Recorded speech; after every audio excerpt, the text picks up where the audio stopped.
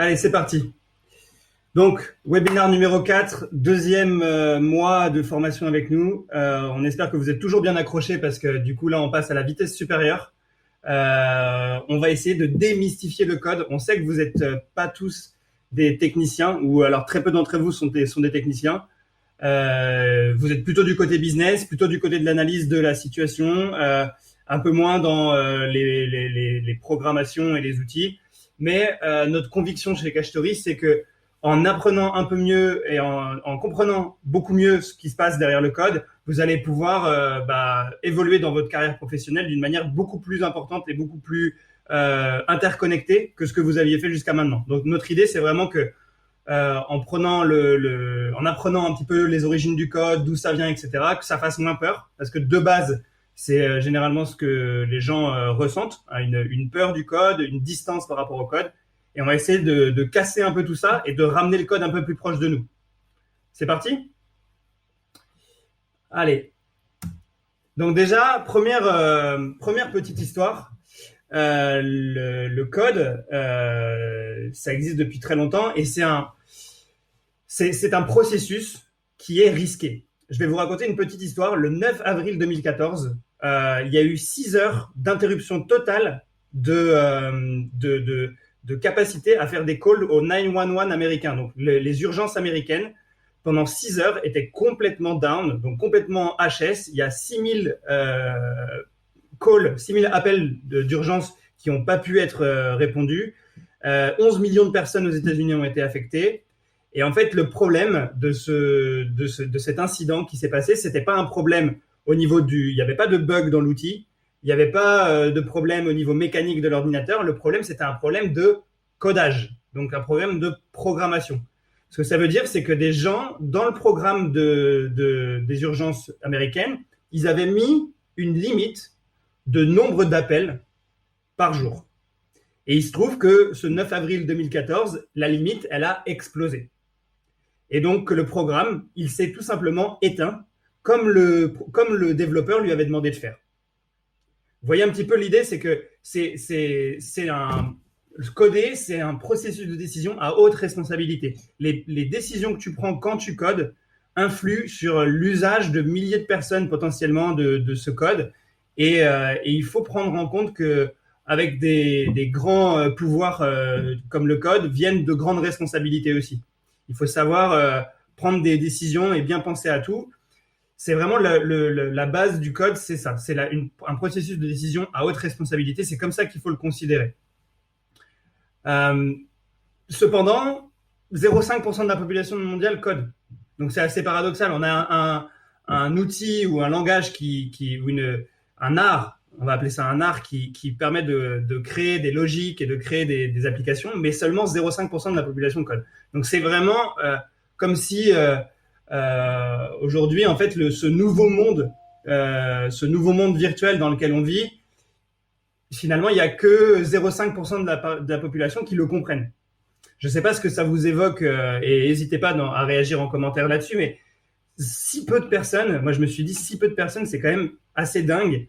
Et en fait, la question, elle est autour du fait que les gens ont l'impression que c'est une black box, que ça ne se comprend pas, que les applications qu'on utilise tous les jours, c'est une boîte noire, impossible à ouvrir. Alors que c'est pas tout à fait le cas, en fait. Il y a aussi pas assez d'éducation, selon nous, sur ces sujets-là. Et ce nouveau monde virtuel qu'on est en train de créer, et encore plus maintenant avec le confinement, finalement, c'est à nous de déterminer si on veut l'apprendre ou pas, ou si on veut comprendre cette langue ou pas, quoi. Moi, à la base, je suis pas du tout autour de j'étais pas dans les maths ou dans la finance. Mon truc, à la base, c'était plutôt les langues. Et il faut vraiment voir ça comme une langue, quoi. C'est une langue en plus que vous venez apprendre pour parler avec des machines alors que vous parlez avec des humains. Et on va en parler un petit peu plus, mais faut vraiment se rendre compte que il y a besoin d'avoir plus de gens qui comprennent le code aujourd'hui si on veut faire du code un outil beaucoup plus intéressant dans le futur. Donc, ce qu'on va essayer de répondre comme question sur cette présentation, c'est comment le code fonctionne-t-il, d'où il vient, et quel nouveau monde, en gros, on peut créer avec. Donc, on avance sur un petit peu d'histoire.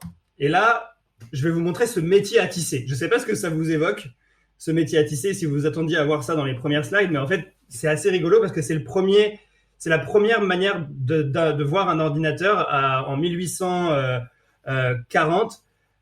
Et c'est un métier à tisser qui va permettre, avec des points et avec des tirets, de créer des motifs, donc de créer des formes. Et c'est l'assemblage de ces différentes formes, de ces différents points et de ces différents traits qui va permettre de créer le motif que vous voyez ici.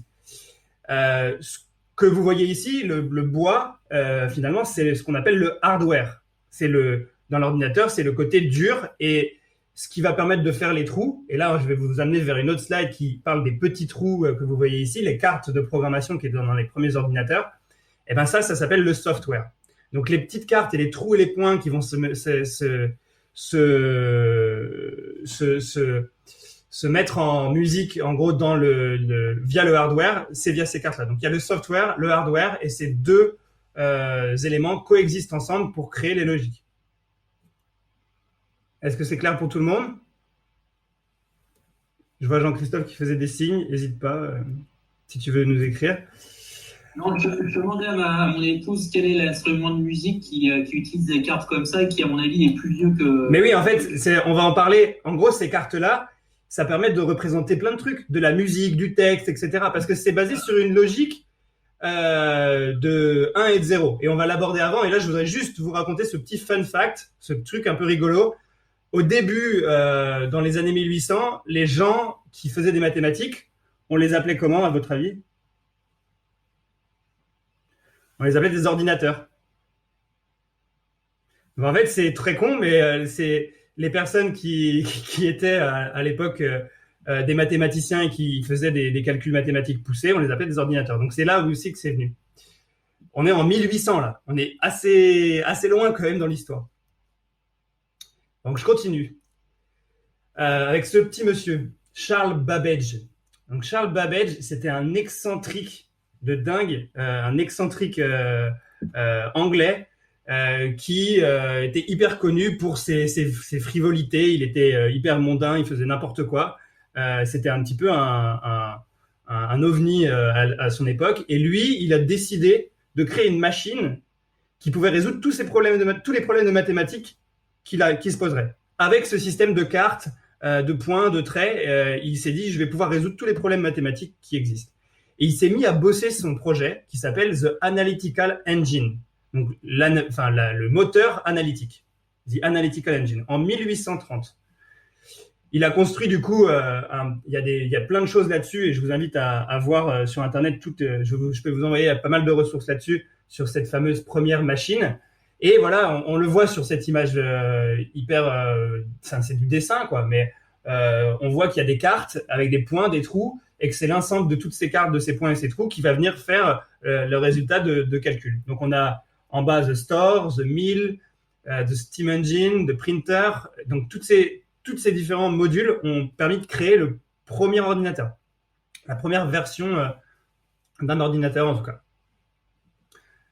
Et comme un homme n'est jamais suffisant pour pouvoir pousser une innovation jusqu'au bout, il y a une femme en fait qui l'a aidé à pousser son innovation parce que lui c'était un excentrique complètement, il était complètement hors du système et il voyait pas la manière de mettre ça en action. Et elle, Ada Byron, c'était une mathématicienne anglaise aussi. Elle a compris ce qu'il avait fait et elle a compris tout le potentiel qu'il y avait autour de son invention, quoi. Et elle s'est dit, mais ça peut représenter du texte, ça peut représenter de la musique, ça peut représenter des formes, ça en représente déjà avec ce métier à tisser, on refait le lien avec le métier à tisser, mais ça représente surtout de la logique. Et elle a écrit un texte en anglais qui est assez fondateur et qui explique que vraiment déjà en 1830, ils avaient tout compris. Et là, donc en français, en gros, elle dit que quand elle a vu cette machine à l'œuvre, toutes ces problématiques, tous ces problèmes arithmétiques se sont dissipés. Elle a vu des solutions à tous ces problèmes mathématiques et arithmétiques. Parce que c'était tellement bien fait que ces calculating machines, ça a une position, elle le dit dans son texte, holy. Ça veut dire que pour elle, c'est presque divin, quoi. C'est incroyable qu'on puisse solutionner tout ça et que tout plein de problèmes mathématiques pourront être ainsi résolus. Blaise Pascal aussi, première machine à calculer exact. Oh, j'en ai pas parlé de Blaise Pascal. Je suis arrivé directement à Babbage parce que c'est lui qui est en gros le prédécesseur de l'autre personne qu'on connaît, enfin de deux autres personnes qu'on connaît bien, qui sont dans les mêmes époques. Monsieur Morse, que vous voyez ici avec sa belle photo des années 1800. Et là, du coup, on parle d'un terme que vous connaissez tous très bien, SOS, qui est un peu caractéristique aussi de cette logique point, trait, point.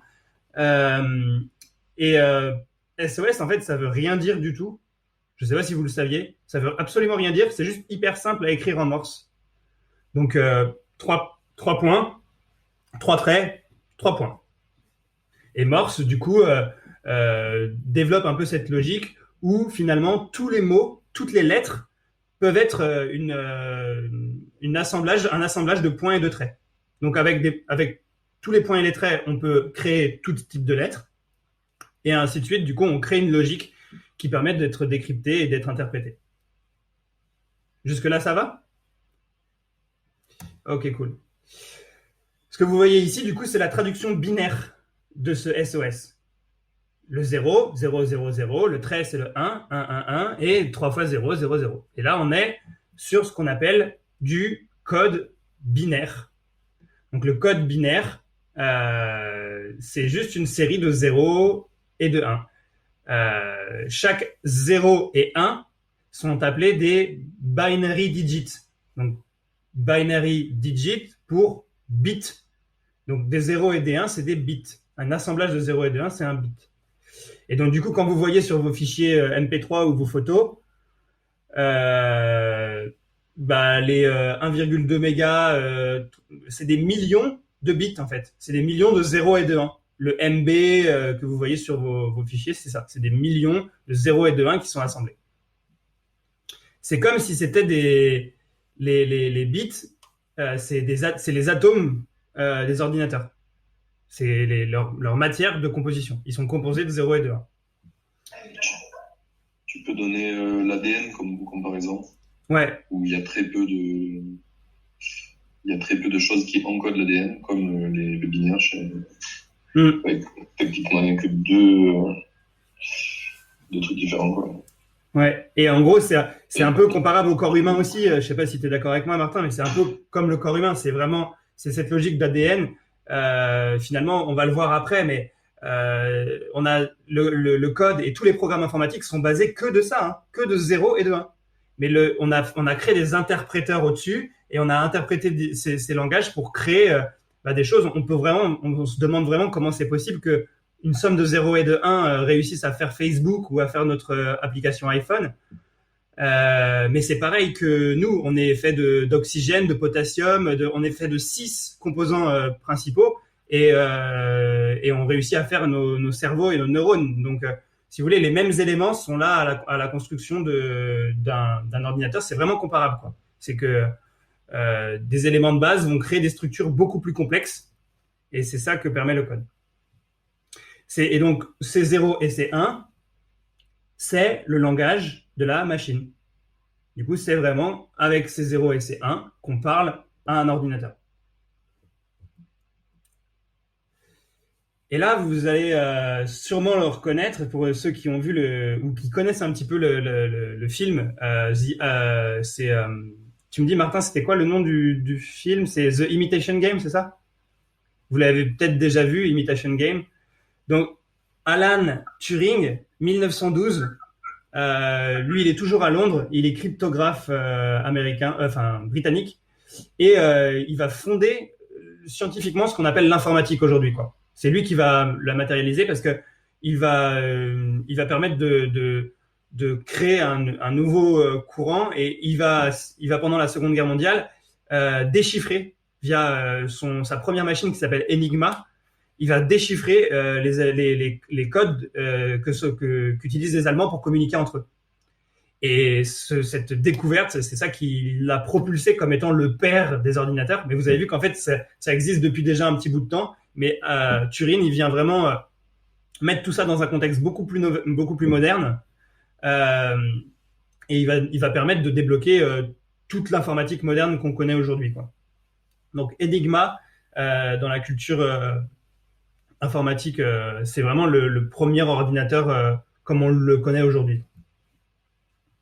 Vous l'avez déjà vu, Imitation Game? Très belle pièce de théâtre également. Ah oui, il y a une pièce de théâtre, intéressant.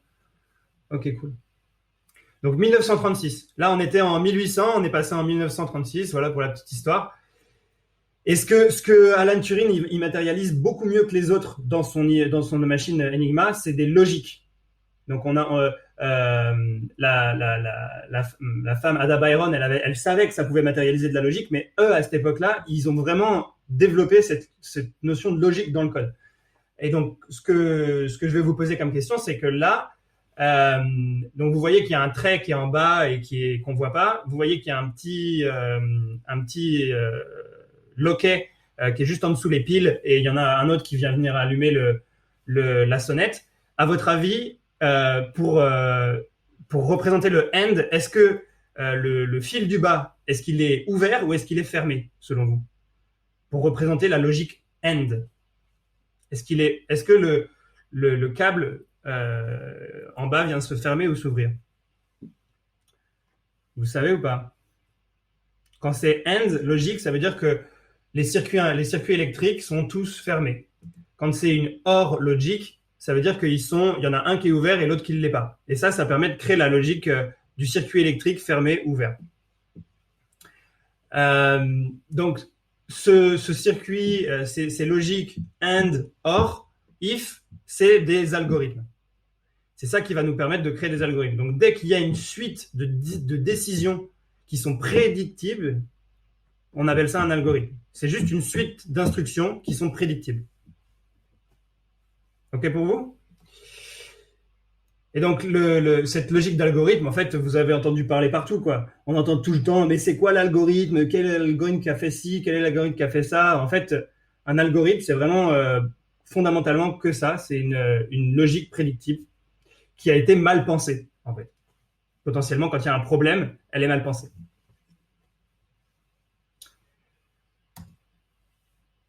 Et donc, comme vous pouvez vous l'imaginer, ces différentes logiques, elles peuvent varier. On peut avoir un premier chemin qui va nous permettre d'y aller sur le côté, un deuxième qui nous amène de l'autre côté, un autre qui nous amène sur un autre chemin un peu plus sinueux. Mais l'idée et l'objectif du code ultime, c'est de trouver la manière la plus élégante d'aller d'un point A à un point B sans que le code se répète et que toutes les logiques soient efficaces.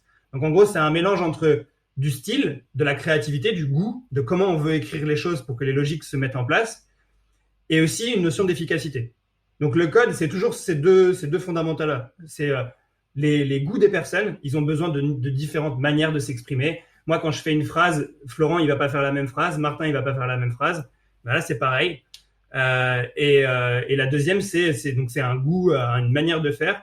Et l'autre, c'est l'efficacité. Donc, on mesure toujours ces deux variables, le style et l'efficacité.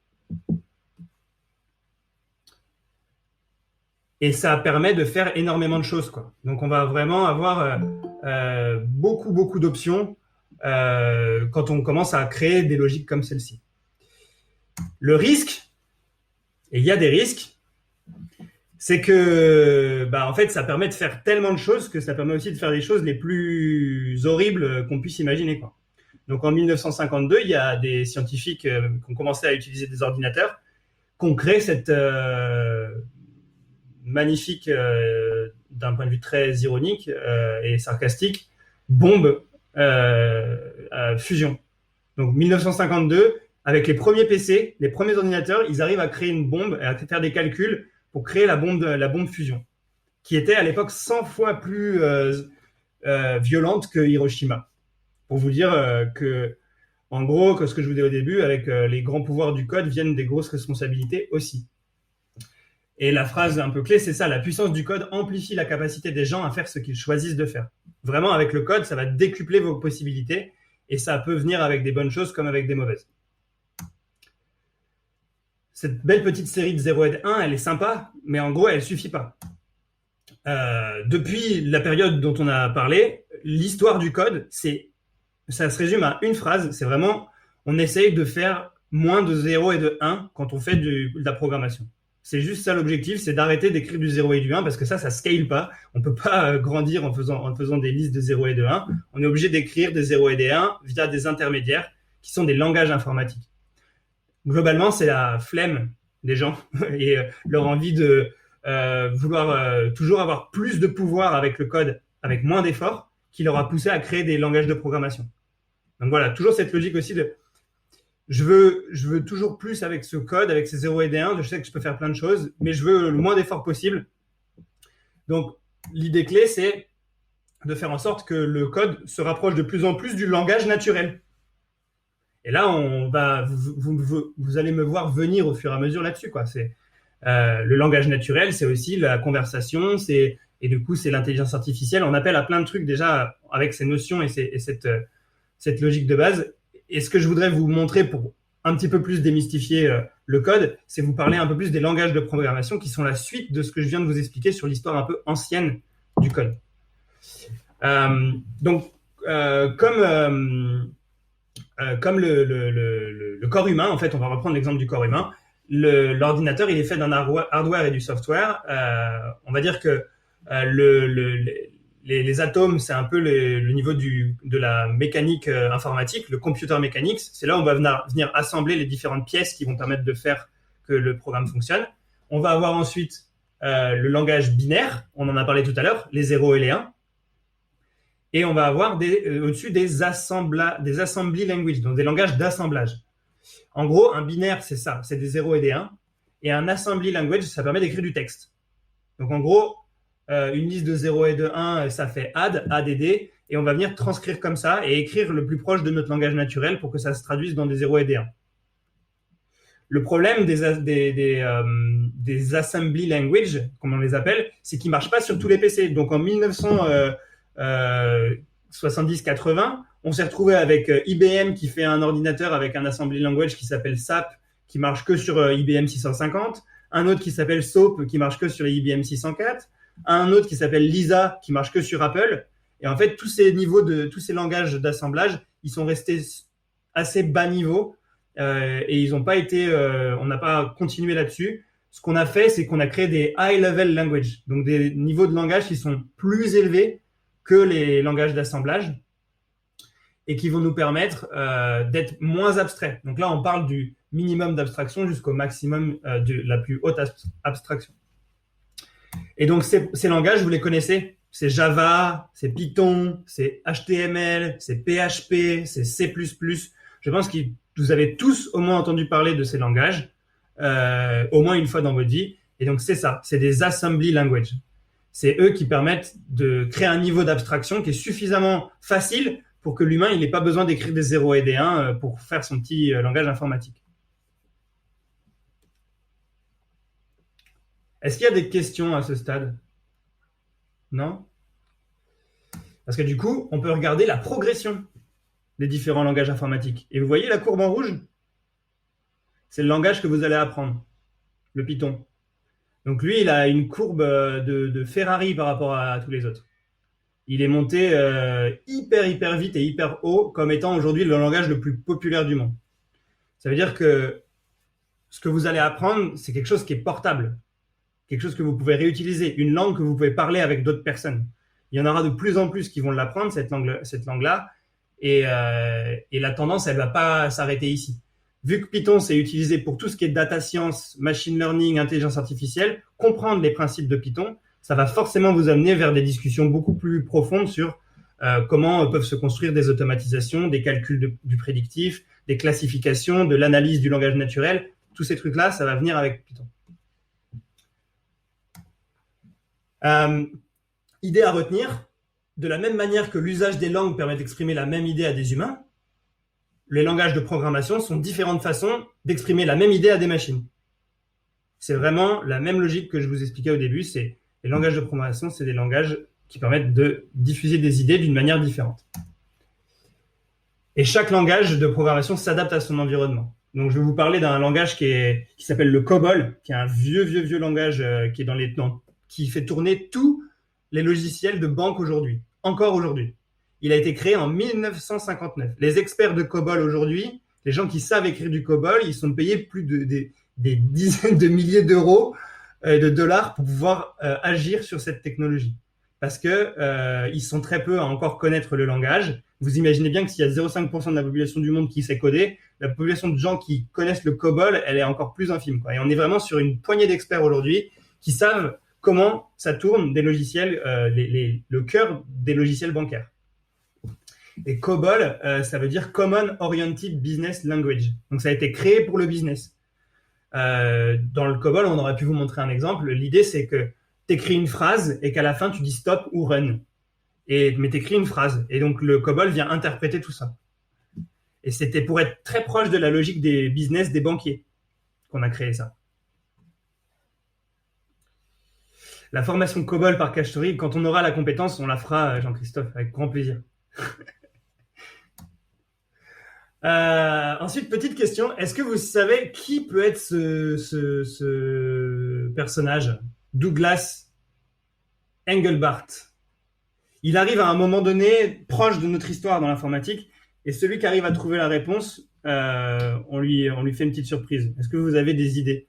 Qu'est-ce qui a été inventé en informatique dans les années 70 qui aurait pu révolutionner la manière dont on travaille avec des ordinateurs? J'attends vos réponses en commentaire. Qui va trouver? Le clavier? Non, mauvaise réponse. Le WW non plus. Allez chercher un petit peu. Bien sûr, la souris, bien vu. C'est Dohan qui va remporter le prix pour aujourd'hui. Bravo Dohan. Donc oui, c'est Douglas Engelbart. Lui, il a inventé la souris. Et souvent, on pense que c'est Apple qui a inventé la souris, mais en fait, c'est pas vrai. Apple est venu l'acheter à Xerox. Et lui, il faisait partie d'une troupe d'informaticiens et de mathématiciens à Xerox qui sont les inventeurs de ce qu'on appelle le dernier niveau. Ça s'appelle le GUI, le Graphical User Interface. Et GUI, c'est vraiment nos interfaces aujourd'hui sur nos téléphones, nos iPhones, c'est des GUI, c'est des interfaces graphiques sur lesquelles on peut cliquer. Et voilà la jolie troupe de Xerox Palo Alto qui ont inventé les GUI. Donc eux, leur idée, c'était une troupe de scientifiques, quoi. Et donc Alan Kay, que vous voyez ici en bas à droite, lui, c'est considéré vraiment comme le père du modern computing, donc de l'usage moderne des ordinateurs. Ce gars, c'est lui qui a inventé l'interface graphique sur lequel vous me regardez aujourd'hui, quoi. C'est lui qui a compris comment il fallait faire des interfaces graphiques comme ça. Et donc, on retrouve Doug, qui était aussi son collègue. Donc, lui, il a inventé l'interface. L'autre, il a inventé les souris. En gros, l'équipe de 20 personnes là, les 20 gars de Palo Alto aux États-Unis de Xerox, ils ont inventé le futur de l'informatique là-bas à cette époque-là. Et donc, du coup, leur objectif, c'était de faire en sorte que les GUI permettent à encore plus de personnes d'utiliser les ordinateurs. Et ils ont plutôt bien réussi parce que après la découverte des GUI, il y a eu un énorme truc qui est arrivé qui s'appelle Internet, quoi. 1983, les débuts d'Internet. Et là, ça change le monde. Ça rebalance totalement les cartes. Ça fait exploser l'usage des ordinateurs dans le monde entier. Et on se retrouve avec une boîte. Et là, c'est un peu un petit clin d'œil à un musicien que j'aime beaucoup, qui est Bowie, qui avait fait un pitch pour expliquer que si on n'avait pas compris que Internet, c'était pas juste un outil et que ça allait révolutionner la planète, on était des fous. Et il avait fait un super interview là-dessus, c'était assez rigolo, donc j'ai voulu faire un petit clin d'œil à cet artiste. Il avait tout compris, lui. Il avait compris que c'était beaucoup plus qu'un outil. Et surtout, petite histoire, on voit débarquer aussi un peu plus tard, mais bon, là c'est son histoire récente, mais pour vous montrer l'impact du code, des boîtes comme Facebook, quoi, avec des croissances exponentielles comme on n'a jamais vu dans le monde du business, quoi. Et ces gars-là, ils utilisent un langage qu'on a vu qui s'appelle le PHP au début. Ils écrivent en PHP leur première plateforme. Et depuis, Facebook est contributeur de beaucoup de langages informatiques. Et peut-être que tu peux nous en parler, Martin, de ça, ce que Facebook a réalisé dans le monde de l'informatique. c'est tellement vaste, c'est un peu un problème. Les plus grands acteurs actuels dans le web, c'est eux qui lead les technologies. Par exemple, actuellement, le framework web, donc en gros, la surcouche du langage web le plus utilisé, qui est JavaScript, la plus utilisée, donc la surcouche la plus utilisée s'appelle React. React a été inventé à Facebook parce que le PHP, c'était devenu trop lent, parce que leur site était gigantesque. Et du coup, en fait, ils ont créé un langage, donc qui s'appelle, un framework qui est par-dessus JavaScript, qui s'appelle React, et qui est le métier le plus porteur en termes de développeurs web maintenant, c'est les développeurs React, qui sont spécialisés sur le framework que Facebook a créé, qui est open source. Voilà. Et on pourrait vous parler un peu plus de l'open source dans les prochains épisodes, mais voilà. C'est clair que c'est un énorme contributeur aujourd'hui, Facebook, dans l'évolution des langages informatiques. Donc, bilan, l'idée, c'est programmer, c'est un art. En gros, vous allez apprendre un art là. Je pèse mes mots. Et c'est l'art d'être exhaustif dans la prise en compte des différentes conditions qui sont possibles pour solutionner un problème. L'idée, c'est de pouvoir avoir une vue vraiment ouverte sur tous les cas possibles, les cas que vous allez pouvoir mettre en musique, et d'apprendre par des processus d'erreur et de correction comment faire un bon code, comment faire du code qui fonctionne bien. Et alors là, on peut parler encore un peu plus longtemps de tout ça, et on va essayer de se mettre un petit peu de timing parce que le temps passe vite. Je pourrais en parler pendant longtemps, mais ce qu'il faut savoir, c'est qu'il y a un nouveau acteur dans le langage informatique aujourd'hui qui s'appelle le machine learning. Donc tout ce que vous entendez autour de l'intelligence artificielle et tous les mots-clés que vous entendez, les mots buzzwords, en fait, il n'y en a qu'un qui compte, c'est lui, machine learning. Tous les gens qui parlent d'intelligence artificielle, ils font référence à du machine learning. Au moment, ce que ça veut dire le machine learning, c'est que avant, on avait un input et on écrivait au milieu, nous, les humains, ce qu'on voulait avoir en output. Donc, input, output, nous, les humains, on intervient au milieu. Le machine learning, ce qu'il fait, c'est qu'il trouve tout seul le chemin vers l'output. Et c'est assez fascinant. Parce que du coup, ce nouveau langage, il va permettre de créer automatiquement et de plus avoir à écrire des logiques à l'intérieur d'un flux qu'on a envie d'automatiser. Input, output, c'est la base de ce que vous allez faire pendant les cours. J'ai un truc en entrée, j'ai un truc en sortie, et le machine learning va permettre de automatiquement comprendre ce qu'il faut faire sur la base de très peu d'instructions. Il faut savoir que Google Translate faisait des milliers de lignes de code avant qu'ils intègrent du machine learning. Maintenant, ils en font plus que 500. Le Google Translate fait 500 lignes de code, mais par contre, tout ce qui est interrogé, c'est le résultat du code. Donc, c'est les centaines de gigas de données qui sont générées par le machine learning qui vont permettre de le faire fonctionner. Mais le code en lui-même, il est plus que de 500 lignes. Vous imaginez le potentiel du coup que ça peut donner, c'est on réduit le nombre de cas quand on code, mais c'est la machine qui fait directement le travail. Et comment elle fait le travail ? Elle fait le travail en lui donnant de la donnée. Donc, on va lui donner plein de données. On va lui donner plein d'informations. Et là, j'ai un petit exemple. Là, on voit à gauche, c'est une fête. En bas, c'est une fête. En haut, c'est une fête. Et on va lui donner plein de fois. Ça, c'est une fête. Ça, c'est une fête. Ça, c'est une fête. Ça, c'est une fête.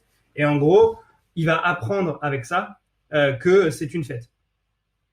Par contre, quand il va voir cette image, eh ben, il va devoir deviner que ce n'est pas une fête. C'est juste des ananas avec des ballons de baudruche et des lunettes. Et il va falloir qu'il apprenne quand même à le faire. C'est ça qui est assez rigolo avec le machine learning. C'est que je ne sais pas si vous avez eu l'expérience d'avoir... vous avez forcément l'expérience. On peut peut-être en parler, Martin, du fameux CAPTCHA de Google, si tu veux bien nous faire un petit point là-dessus. C'est assez rigolo. Vous vous rappelez, au début des années... je sais pas, mais c'est encore maintenant en plus. Ils le font toujours, mais ils l'ont fait évoluer. En fait, comment dire, pour créer du machine learning, on a besoin d'entraîner le modèle. Donc ça, c'est une fête, ça, ce n'est pas une fête, comme Jérémy nous l'a dit. Et pour entraîner le modèle, il faut des humains qui le fassent pour la machine, qui l'aident au début à apprendre, comme on fait avec les enfants finalement. Parce que le machine learning, c'est pas plus bête que ça. De toute façon, dans l'informatique, tout revient à ce qui vient dans la nature. Mais du coup, Google, ils avaient un problème avec leur super système de... Comment ça s'appelle? Street View. Je crois que c'est pour Street View qu'ils l'ont créé. Ils avaient donc... Street View, c'est le service qui permet de se balader dans les rues, parce qu'ils ont fait passer des voitures partout dans le monde. C'était cool. Mais eux, ils avaient besoin d'avoir les adresses exactes de là où ils étaient passés avec la voiture, de pouvoir les reconnaître pour les faire matcher au service Google Maps. Et du coup, pouvoir, si on tape une adresse, on empile la vue Street View, on peut direct aller dedans et vice versa. Et ça, juste avec les points GPS, ça marchait pas parce que des fois, les adresses, elles ont aucun sens dans les rues. Il y a plein de cas particuliers dans les adresses. Et du coup, ils avaient besoin de autre chose. Et donc, en fait, ils se sont rendus compte que, vu qu'ils étaient passés partout dans toutes les rues du monde avec leur voiture, ils avaient des photos de partout, dont les numéros de rue de tous les endroits où ils étaient passés. Le truc, c'est que comme la voiture, elle passe et qu'il fait pas la même, comment dire, les numéros sont pas écrits pareil, c'est soit avec des plaques en métal, soit c'est forgé, soit c'est, il y a plein de cas particuliers sur les numéros de rue, et du coup, ils avaient aucun moyen, avec un algorithme écrit par un humain, de reconnaître les numéros de rue et sans erreur. Et du coup, ce qu'ils ont fait, il y a eu un petit malin chez Google qui a eu une idée, il s'est dit, mais si on faisait un service qui permet aux gens d'entraîner une machine, qui nous permet de reconnaître les numéros de rue. Et voilà comment est né reCAPTCHA. Donc du coup, quand vous tapiez des numéros, il y avait une partie à gauche, la plupart du temps, qui était des numéros générés par un ordinateur, on pouvait le voir, et à une partie à droite qui avait pas l'air d'une partie générée par un ordinateur, parce que c'était une vraie photo, en fait, avec des chiffres que l'ordinateur ne savait pas reconnaître, et donc les humains, vous, rentriez les bons numéros. Et ce qui entraînait la machine après, a posteriori, si on lui donnait les numéros, est-ce qu'elle reconnaissait pareil que ce qu'un humain reconnaissait? Donc on a entraîné à copier la capacité humaine à reconnaître ce chiffre. Et c'est vous qui l'avez entraîné, en fait. C'est nous tous. Et on a entraîné, nous, pendant des années, quand on entraîne nos mots de passe, user mot de passe, et qu'on devait mettre, est-ce que vous voyez un lampadaire, ou est-ce que vous voyez un vélo, ou est-ce que vous voyez tous ces trucs-là? Toutes les fois, on a cliqué sur des trucs comme ça, on a entraîné le machine learning de Google. Voilà. Et maintenant, l'étape suivante qu'ils ont fait là-dedans, c'est qu'ils te font reconnaître des objets maintenant. Donc, moi, je l'ai souvent sur LinkedIn en ce moment. Ça me fait reconnaître des passages cloutés, des camions, il y a plein de trucs. Des fois, même moi, je suis pas capable de reconnaître parce que c'est trop imprécis, la photo. Mais bref, on travaille pour Google et c'est d'ailleurs un truc qui est passé aux États-Unis ou en Europe, je crois, où ils veulent que ça soit un vrai travail rémunéré, ça qu'on puisse plus nous faire bosser pour rien.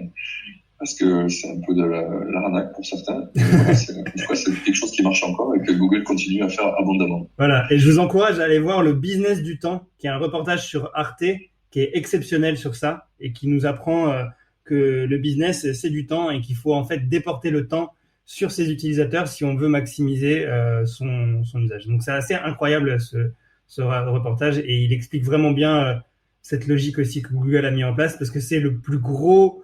en gros, ça pourrait paraître comme la plus grosse arnaque du siècle quand même, où ils nous ont fait entraîner leur machine learning pendant des années sans qu'on s'en aperçoive, quoi. Donc c'est assez rigolo cette petite anecdote.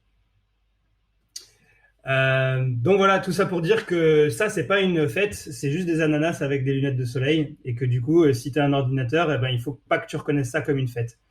Et ça me permet de rebondir sur un sujet qui est l'éthique là-dedans. Parce que, si vous voulez, il y a beaucoup de gens qui codent aujourd'hui qui sont des blancs, qui sont des hommes et qui sont européens ou asiatiques.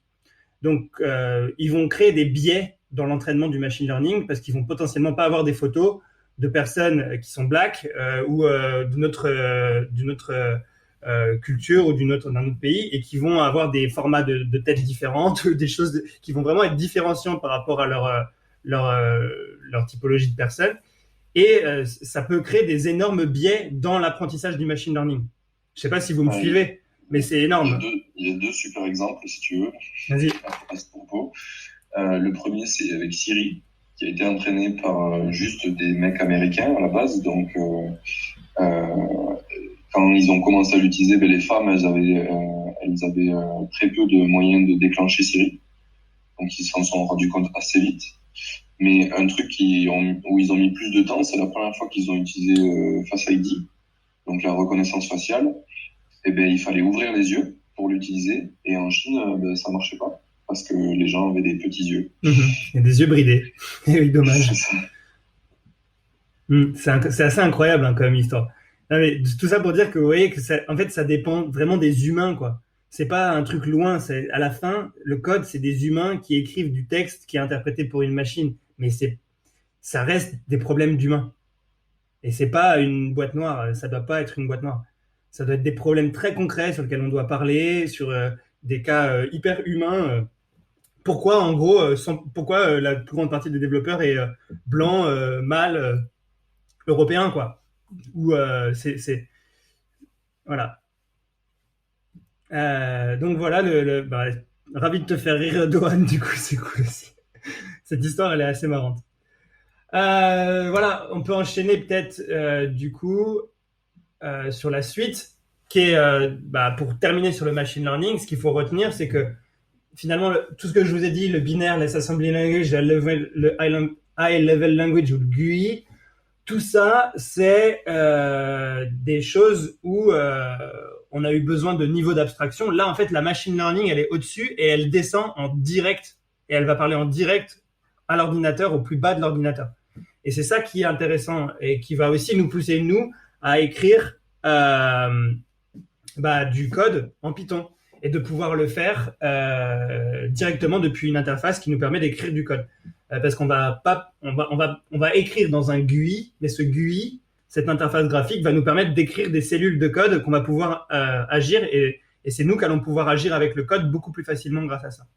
Et c'est le fameux NAS, le moteur de données qu'on vous a mis dans le pack de formation et que vous allez utiliser à partir de maintenant. Ce truc, c'est le GUI qui va vous permettre d'écrire du code, qui va vous permettre de faire du machine learning demain, quand on aura déjà bien avancé sur les premiers cours, hein, parce qu'il faut passer déjà les étapes les unes après les autres. Mais globalement, c'est aussi pour ça que nous, aujourd'hui, on n'est pas une société qui fait un produit no-code. Donc, on n'est pas pour le no-code, parce que pas de code, ça veut dire pas de code, ça veut dire d'être limité par...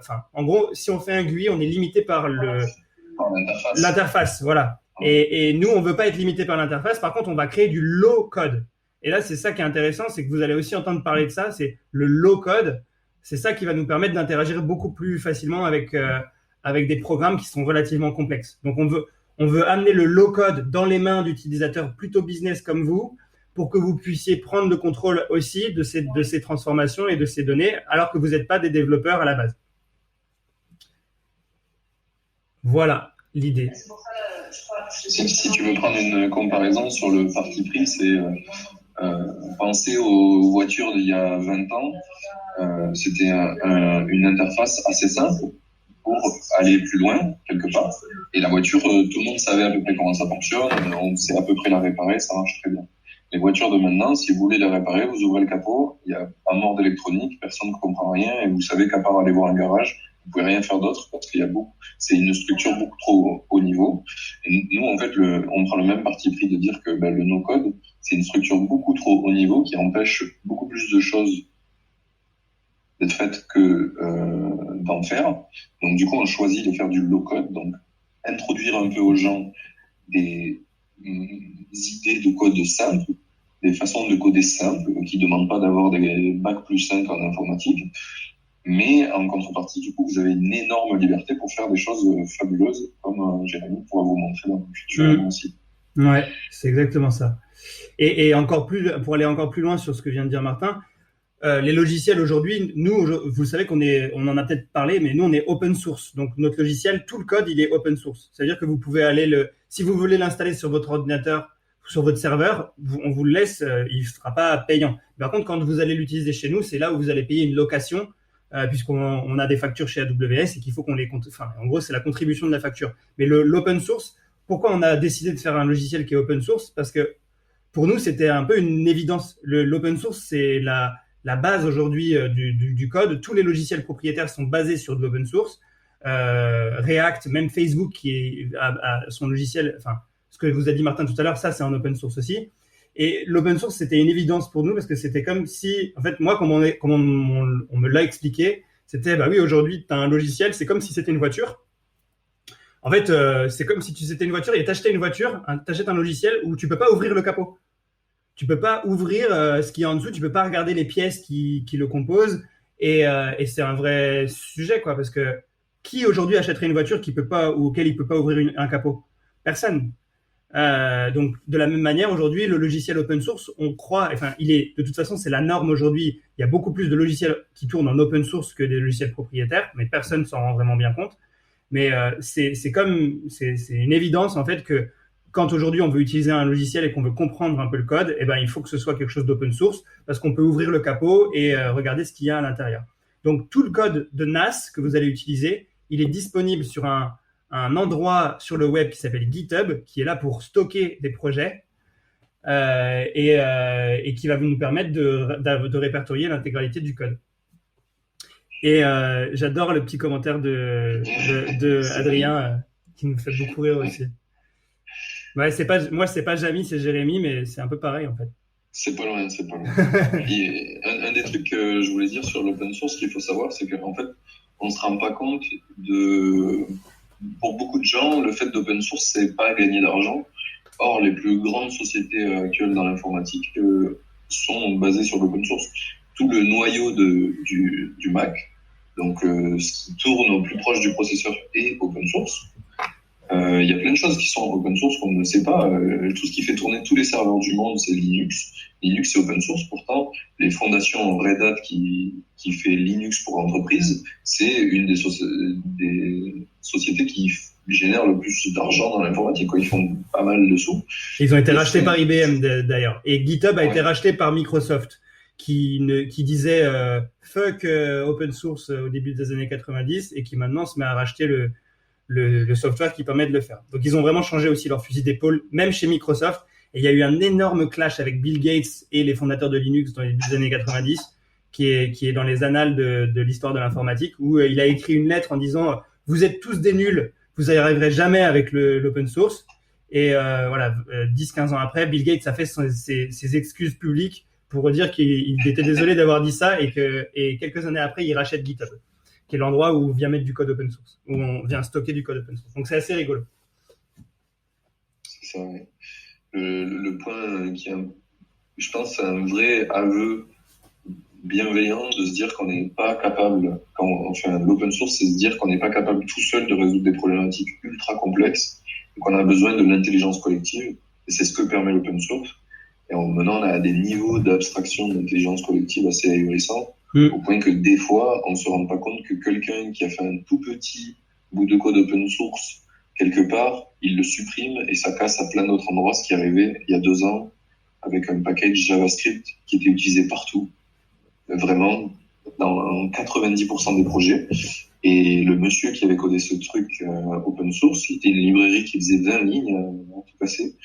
Et bien en fait, il s'est fait embêter par une société qui voulait lui acheter le nom de son package, et lui, il n'a pas voulu. Et sauf que du coup, il n'avait pas déclaré, je crois, le nom.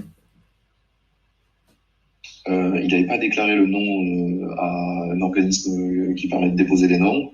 Et du coup, il a dû changer de force. Et du coup, au lieu de le changer, il a décidé de tout supprimer, son code. Et du coup, ça a cassé des millions de projets sur Internet qui ne compilaient plus parce qu'il manquait son code. Donc, c'est créer une intelligence collective et c'est aussi créer une interdépendance. Et c'est être conscient de cette nécessité d'être interdépendant pour pouvoir faire fonctionner des choses. Donc, il y en a certains qui verront ça comme « Ah oui, mais vous voyez, du coup, moi, je préfère avoir tout à ma main et je maîtrise tout et c'est moi qui gère. » Or, on le sait très bien, c'est une fausse idée de croire qu'on peut tout faire soi-même. Vaut mieux se reposer sur les milliers de cerveaux qui peuvent s'interconnecter plutôt que de faire les choses dans son coin. Donc voilà, en gros, là je reviens sur ce qu'on a dit sur cette slide où il y a beaucoup trop de mâles blancs asiatiques qui programment et que nous devons étendre cela pour des milliers de raisons. Donc les femmes, les gens qui sont pas représentés dans cette population, allez-y, c'est un bon moment pour entrer dans ce secteur. Il y a beaucoup je sais que la femme de Martin s'est mise à ça alors qu'elle était professeure des écoles et elle s'est mise à développer l'année dernière. Donc voilà. L'histoire du code, c'est du coup une histoire de créativité et d'ambition pour l'humain. C'est que des gens qui veulent faire en sorte que l'humain il passe moins de temps sur des tâches pénibles et plus de temps sur des tâches intéressantes. Donc je vous invite vraiment tous à l'accueillir, le code, avec à bras ouverts et pas avoir peur. J'espère qu'on vous a un petit peu aidé à démystifier ce code et que ce webinaire vous aidera à y voir plus clair et surtout à mieux l'appréhender parce que c'est encore une fois une histoire d'humain. Et n'oubliez pas que tout ce qui a été créé sur votre PC, donc là vous êtes sur un PC qui fait tourner un Windows, qui fait tourner un browser Microsoft Chrome, qui fait tourner une application, tout ça, ça a été créé par des humains. N'oubliez pas en fait, en gros. Ça a vraiment une vraie nature humaine. C'est que des gens qui ont écrit des choses pour que d'autres gens les utilisent. Et on l'oublie plus souvent. Par ailleurs, Google Chrome est open source entièrement, sauf la petite surcouche qui permet de gérer vos comptes Google, qui est du code propriétaire à Google. Et sinon, tout le noyau de Google Chrome, qui s'appelle Chromium, est entièrement open source. Ouais. Et vous pouvez trouver le code sur Internet. On peut trouver tout ça, ouais. Voilà la petite phrase de la fin. Le code est une incroyable techno qui vous permet de tout changer, mais qui ne sera pas bénéfique à l'homme d'elle-même. On ne pourra pas faire en sorte que l'IA ce soit bien tout seul. C'est si on s'y met, nous, qu'on va faire que c'est bien. Ça ne va pas se faire tout seul. Donc, remontons nos manches et essayons de comprendre comment ça marche tout ça. Et c'est ça qu'on va faire. Et donc là, sur les dernières minutes, j'espère qu'on va pouvoir vous les présenter. Florence, je te laisse prendre la main ou si tu veux, je peux présenter. Ce qu'on va faire, c'est que là, on va vous livrer dans la plateforme d'e-learning 2 parties. Donc, première partie, de créer votre premier script. L'idée, c'est de prendre le cas Covid. Florent, tu me dis si je me trompe ou tu veux prendre la main? T'as ton micro qui est coupé? Ouais, bien sûr. Bonjour à tous déjà. Oui, l'idée donc c'est ça va être de repartir du cas Covid, donc de la base de données que vous avez utilisée dans créer votre tableau de bord sur Excel, et donc de vous remontrer toutes les étapes qui nous ont amené à créer cette base de données, donc de la récupération des données sur GitHub, donc on en a parlé, jusqu'à la création du CSV. Donc on va reprendre étape par étape. On a pris le temps de vous expliquer. On n'a pas été sur la théorie, mais vous inquiétez pas. La théorie, elle arrivera après. C'est voulu qu'elle arrive dans une semaine parce que d'abord, on veut que vous alliez au bout du cas pour comprendre le flux complet. Et puis après, dans la théorie, donc vous verrez, on a énormément détaillé toutes les actions et toutes les fonctions que vous pouvez faire. Donc vous aurez la possibilité de les consulter. Il y en aura même un peu plus que sur le cas. Donc ça vous donnera vraiment la matière pour pouvoir réfléchir à si vous deviez faire quelque chose de votre côté, un projet, comment automatiser tout le flux complet. Ouais, donc vous avez NAS dans votre plateforme qui vous permet de le faire. NAS, c'est notre moteur de données. C'est là-dedans où vous allez voir, quand Florent va vous montrer le moteur de données, c'est là-dedans qu'il faudra aller. Si vous avez des problèmes de connexion ou des problèmes pour y aller, n'hésitez pas à nous écrire sur le Slack de la communauté. On peut vous aider. C'est là où on va aussi attendre beaucoup plus, à mon avis, de questions sur le Slack. Donc nous, on va être beaucoup plus disponible aussi pour répondre de manière proactive aux questions que vous pourriez vous poser. Faites-en profiter l'intégralité de la communauté. Les gens qui sont dans cette formation, ils doivent bénéficier de vos questions. On a souvent des questions en privé, mais n'ayez pas peur, posez-les à tout le monde. Et dans le fait de les poser à tout le monde, il y a aussi une logique de comment je fais pour être sûr d'exprimer bien ma problématique, et ça va vous aider aussi à progresser. Donc, je vous encourage vraiment dès que vous avez une question, une problématique, n'hésitez pas à poser cette question-là. Si vous voulez aussi nous mettre des vidéos, on vous encourage à télécharger Screencastify, qui est un logiciel de capture d'écran qui pourrait être une bonne manière de communiquer vos problèmes. C'est-à-dire que si je m'enregistre avec une problématique en vidéo, je peux l'expliquer à la voix. Et ensuite, nous, on a juste à cliquer sur le bouton play, on regarde votre vidéo et on comprend quel est votre problème de manière beaucoup plus précise, je pense, que si vous essayez de l'exprimer vous-même, donc par du texte. Donc, essayez, si vous pouvez, de télécharger Screencastify. On vous donnera le lien sur le Slack pour pouvoir nous communiquer vos avancées, les choses que vous avez compris, pas compris. Évidemment, voilà. Je l'ai pas ajouté, mais tout ce cas que vous allez voir en vidéo, vous avez le même environnement, donc vous aurez la possibilité de le refaire. Et je vous invite vraiment à le refaire, à tester, à coder, à écrire, à exécuter vos cellules, parce que c'est vraiment l'intérêt. Et c'est grâce à ça que vous pourrez nous faire vos vidéos si vous avez des erreurs et on pourra vous aider à comprendre d'où proviennent ces erreurs. Et dans les cours, si je me trompe pas, Florent, dans les cours, il y a les notebooks, donc les fichiers qui permettent de gérer ce code. Donc ce code, vous allez l'écrire dans des fichiers. À chaque étape, vous aurez le fichier qui a été fait pendant le cours. Mais évidemment, donc c'est à vous de choisir si vous voulez partir directement de ce fichier ou essayer de le faire en live. Moi, je vous invite quand même à le faire en live, mais vous inquiétez pas, il y a la correction à chaque fois à la fin de chaque chapitre du script qui a été réalisé. Donc l'idée, c'est prenez à mon avis la vidéo d'un côté. Si vous avez 2 écrans, c'est encore mieux. Vous mettez la vidéo d'un côté, vous mettez le NAS de l'autre, et puis vous commencez à répéter en fait ce que Florent a fait à la vidéo pour voir si ça fonctionne ou si ça fonctionne pas et de comprendre un petit peu là où ça cloche, si ça cloche, en nous enregistrant des petites vidéos si vous avez besoin qu'on vous aide. Vous êtes prêts à jouer? Ouais? Good? Ok. Eh ben, game on, alors, comme on dit en anglais. Alors, attends, juste tourne la dernière slide pour qu'on termine le calendrier. Ouais. Donc, évidemment, la semaine prochaine, on vous donne accès à la partie pour approfondir, donc qui est construite de la même manière. La semaine du 19, donc, on fera votre premier script, donc on reverra ensemble. J'espère que vous aurez le temps de finir. L'idée, c'est quand même d'avoir le temps de finir les 2 premières parties pour que nous, on revoie ensemble vos retours que vous avez eus et qu'on vous fasse le démo d'un nouveau cas. Donc, soit un cas market data, soit un cas trésor. La semaine d'après, on fera le cas Netflix et la puissance des notebooks. Et la dernière semaine de novembre / première semaine de décembre, on aura les entretiens personnalisés où vous aurez la possibilité du coup de nous montrer ce que vous avez fait si vous l'avez fait en interne, si vous avez fait sur un projet interne à vous, ou soit de nous poser des questions si vous avez des besoins d'éclaircissement. Ouais. Voilà. C'est comment pour vous? Tout est bon? Ouais? Je vois les têtes qui se hochent. Ok. Ok, super. J'espère que vous êtes bien motivés et que vous avez envie de rentrer dedans et que du coup, ce petit webinaire, il a un petit peu démystifié le code, quoi. Top. Ok. C'est super. Merci à vous tous. Ouais, on vous prend pas plus longtemps. Bon courage. On se retrouve ensemble sur le Slack pour discuter et avancer sur tout ça. Allez, feu! À vos marques, prêts, partez! Allez, ciao! Bye! Salut! Salut!